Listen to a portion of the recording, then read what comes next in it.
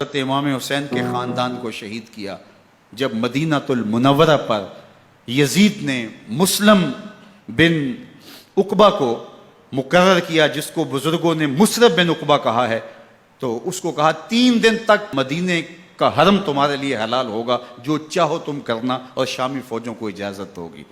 تو وہاں بھی انہوں نے 10,000 تابعین اور 700 صحابہ کو شہید کیا۔ حضرت ابو سعید خدری رضی اللہ تعالیٰ عنہ گھر سے باہر نکلے، کافی بوڑھے ہو چکے تھے، تو انہوں نے حضرت ابو سعید خدری کو پکڑ لیا، کہا تم کون ہو؟ کہا مجھے ابو سعید خدری کہتے ہیں۔ تو کہا ہاں تمہارا نام سنا ہے، اور داڑھی سے پکڑ کے کھینچا اور کہا کہ ہے تمہارے پاس جو ہمیں دو؟ تو کہا کہ میرے پاس تو کچھ بھی نہیں، میں تو فقیر آدمی ہوں۔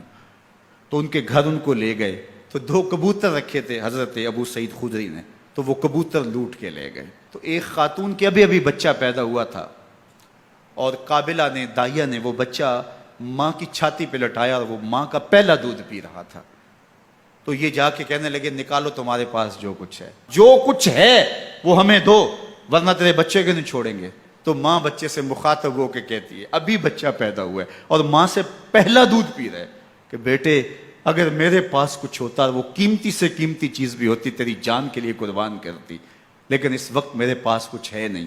تو ایک شکی آگے بڑھا اور بچے کو ایک ٹانگ سے پکڑ کے کھینچ کے دیوار کے ساتھ پٹک کے مارا، جس سے دماغ کا بھیجا نکل گیا۔ کیا کیا زیادتیاں نہیں کی۔ 700 صحابہ حرہ کے واقعہ میں شہید کیے یزید نے، اور 10,000 تابعین شہید کیے۔ مسجد نبوی میں ممبر رسول کے ساتھ گھوڑے باندھے، اور وہ ممبر رسول اور مصلی رسول کے قریب لید کرتے رہے۔ 3 دن تک مسجد نبوی کے اندر گھوڑے بندھے رہے، اور مدینہ کی حرمت پامال کی۔ مدینہ کے گھروں کے اندر یہ بدکماش داخل ہوئے، اور جو بدکاریاں انہوں نے کی، کلیجہ منہ کو آتا ہے۔ 1002 شیزائیں ان بدکاروں کی بدکاریوں کی وجہ سے کنواری حالت کے اندر حاملہ ہوئی۔ 3 دن تک مدینے کا حرم انہوں نے پامال کیا، اور پھر مکہ المکرمہ میں کعبہ اللہ پر گولے برسائے، اور کعبہ کا غلاف جل گیا۔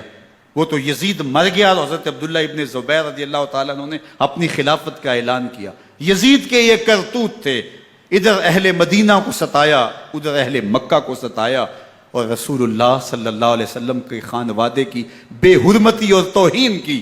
نہ صرف انہیں قتل کیا گیا، ان کی لاشوں پہ گھوڑے دوڑائے۔ ابن سعد اور شمر جو ہے وہ خیموں میں داخل ہوا، اور مخدرات اسلام کی چادریں چھیننے کی کوشش کی۔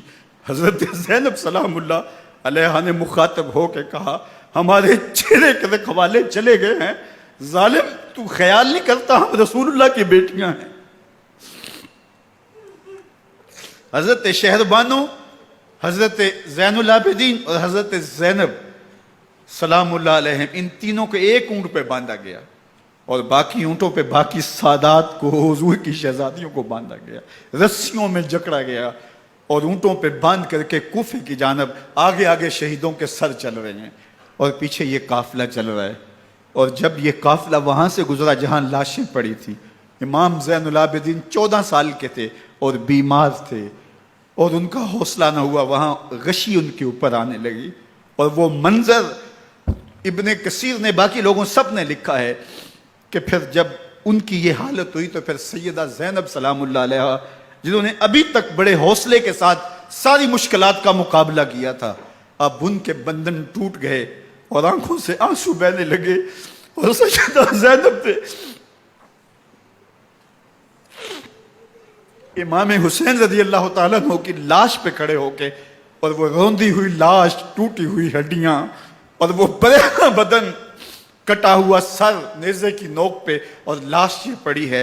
تو حضرت سیدہ زینب نے مدینے کی طرف منہ کر کے جو ہے وہ حضور سے فریاد کی، یا رسول اللہ، اے پیارے آقا، یا جدہ ہو، اے ہمارے نانا محترم، یہ دیکھیے آپ کا حسین پڑا ہوا ہے۔